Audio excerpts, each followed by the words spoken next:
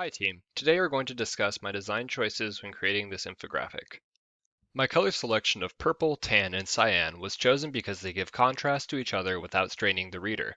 Purple and tan are complementary colors that serve to divide the page into subsections for the reader to focus on.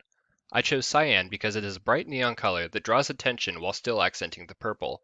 To break up the monotony of a two-color scheme, I utilized negative space by making some of my graphs and wording tan. This naturally creates contrast without overloading the product with color. The alignment of my infographic was done to emulate that of a book, reading from left to right by groupings. To define which sections were to be read together, I adjusted the vertical proximity. This created tighter spaces between pairs and improved clarification. For supporting text, I used horizontal justification for readability and small font size to demonstrate a visual hierarchy.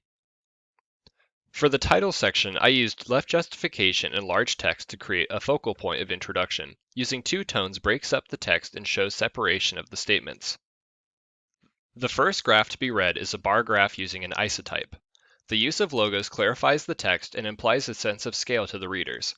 A bar graph was chosen to contrast the small number of data points without indicating the sum of these points as being important. Supporting text below gives reasoning to the graph that cannot be stated through numbers. The next body of information is on the left side of the page, with text further breaking down the previous graph. This text is then further supported by a column graph. Due to the close proximity to the bar graph, I felt that this style would avoid monotony while still explaining the same type of information. Next was my visualized number. This section was edge justified to show that the corner was most important, with the surrounding text giving more information. This line chart was chosen due to the information being given year by year. I added a trend line to this section as the information alone does not show a clear pattern.